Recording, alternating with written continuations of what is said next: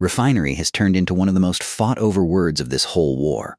Ukrainian drones have reportedly flown deep into Russian territory to hit them. Russian missiles and drones keep falling on Kyiv and on the power stations that keep Ukrainian cities running. A new analysis from the Center for Strategic and International Studies argues these aren't isolated raids. They're two deliberate, sustained campaigns, each side betting that hitting the other's infrastructure, energy, and industrial base can do what years of grinding frontline fighting hasn't: force an end to the war. So here's the question this video is trying to answer. Simple to ask and hard to answer. Can bombing campaigns aimed at oil, power, and factories actually end a war that trench lines and artillery haven't managed to end? CSIS's own analysts don't agree on that.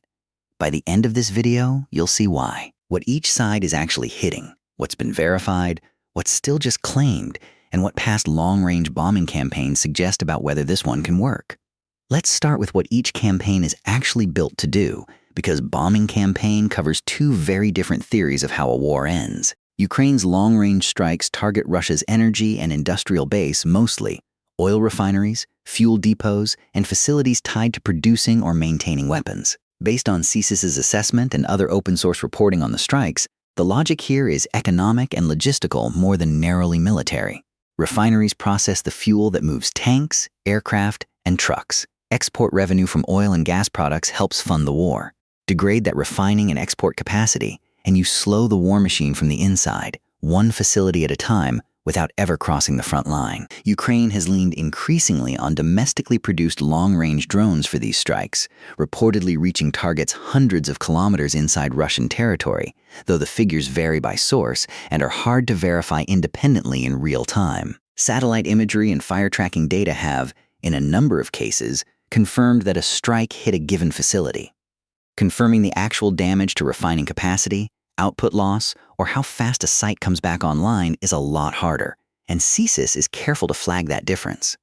Russia's campaign runs the same basic logic in the opposite direction. Missiles and drones, a mix of cruise missiles, ballistic missiles, and Shahed-type attack drones according to Ukrainian and Western reporting, have repeatedly hit Kiev and other Ukrainian cities, along with the power grid that keeps homes, hospitals, and industry running through the winter. Russian officials have often framed the stated aim around degrading Ukrainian military-industrial capacity. But the pattern of strikes on heating plants, substations, and transmission infrastructure has, according to CSIS and several humanitarian and energy sector assessments, hit civilians hardest. Rolling blackouts, strained heating in winter, and a power system held together by emergency repairs and imported equipment. Here's the obstacle sitting underneath almost every claim in this story. Neither campaign is easy to grade from the outside. A strike on a refinery makes for dramatic satellite photos and fire tracking alerts. Whether it actually knocked out a critical processing unit for 2 weeks or 2 days is a different question, and open-source analysts often can't answer it with confidence. The same goes in reverse. A missile barrage on a power station causes real, visible damage. Whether the grid operator restores service in 6 hours or 6 days depends on repair crews, spare transformers, and weather, details that don't show up in a satellite pass. CSIS leans into that uncertainty rather than around it, which is part of why the report treats both campaigns as ongoing tests rather than settled successes. I went through how CSIS structured its own comparison, and one thing kept standing out. The report doesn't ask who's winning. It asks whether either campaign, on its own, has historically been enough to end a war, drawing on decades of strategic bombing research, not just this one conflict. That's worth sitting with, because it's the whole tension behind this video. Strategic bombing, hitting an adversary's economy and infrastructure rather than only its frontline forces, has a long, mixed history.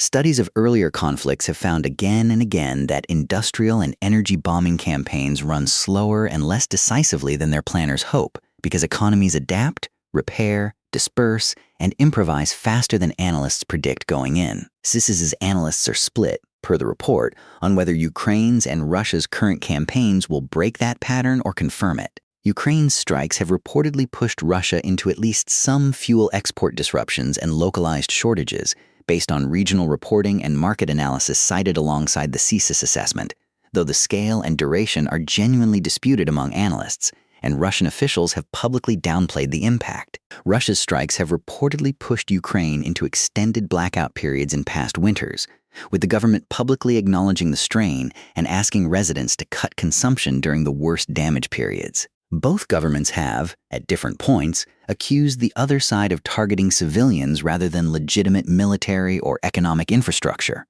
Both have also defended their own strikes as aimed at the war-supporting economy, not civilians directly. This video won't settle that argument for you.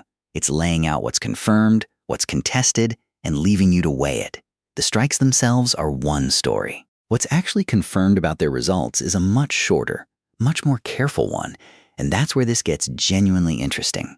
Start with Ukraine's side. Independent satellite imagery analysts and open-source investigators, including groups that track fires and thermal anomalies from orbit, have confirmed that a number of Russian refineries and fuel depots were struck and visibly burned. Some of those facilities process a meaningful share of regional fuel supply, according to energy market analysts cited in adjacent reporting. Much harder to confirm: total processing capacity lost nationally, how fast repairs restore output, and whether Russia can reroute refining and export volume through unaffected facilities. CSIS's own wording here is notably careful. It calls the effects real but partial, a phrase that sums up the whole problem with grading a bombing campaign while it's still happening. Russia's side has, in some ways, a clearer damage picture, because Ukraine's government has been fairly public about grid strain, publishing planned outage schedules and acknowledging emergency repairs during the worst bombardment. Harder to confirm is the deeper claim behind Russia's campaign, that degrading the power grid meaningfully cuts into Ukraine's ability to keep producing weapons, coordinate logistics, or sustain its own long-range strike program. Ukraine's continued strikes deep into Russian territory during and after major Russian air campaigns are themselves a kind of evidence that grid pressure hasn't shut down the country's military, industrial, and drone production capacity, though CSIS notes that's an inference, not a confirmed causal finding. There's a second obstacle worth naming directly, because it shapes almost everything reported about this war: air defense.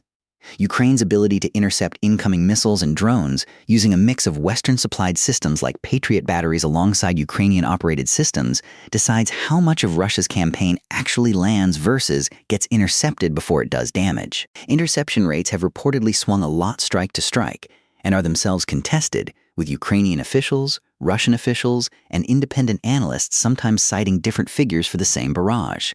On the other side, Russia's air defense network has had to adapt to Ukraine's growing use of long-range drones, and Russian officials periodically announce intercepted drone waves over Russian territory, numbers that are just as hard to verify independently. What strikes us about this back and forth is how much it resembles an arms race running in parallel with the war itself. Not tanks against tanks, but interceptors against drones and repair crews against precision strikes on infrastructure.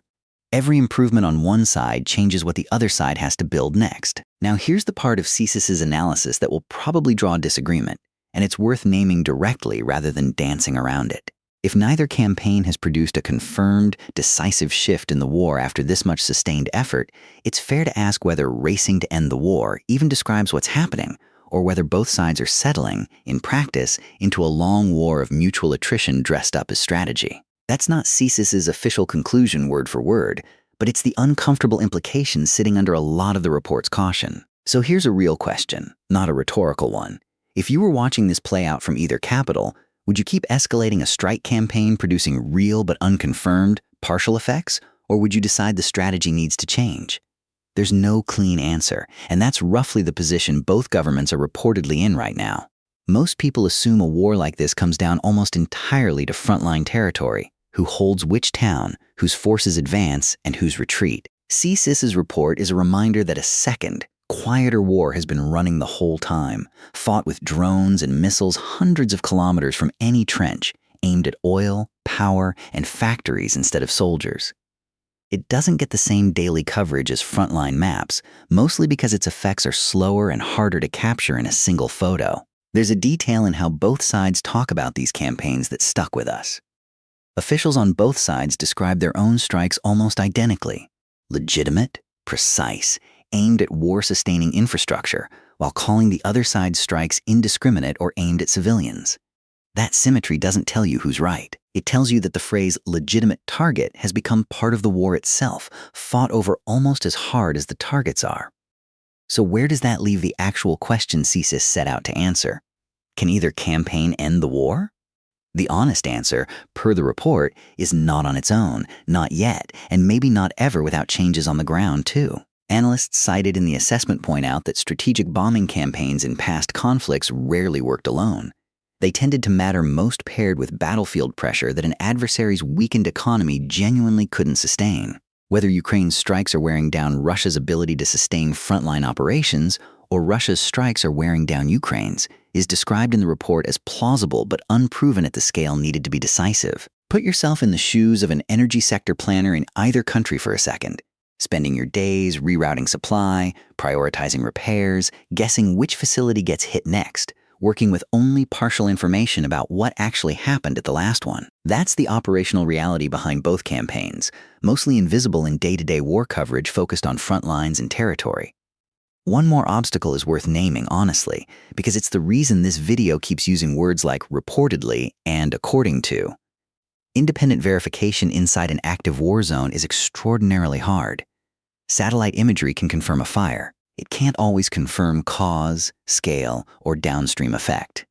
Government statements on both sides have incentives to overstate their own successes and understate their own damage. CSIS deals with this by explicitly separating confirmed facts from analyst inference, a distinction this video has tried to keep straight rather than smoothing over for a cleaner story.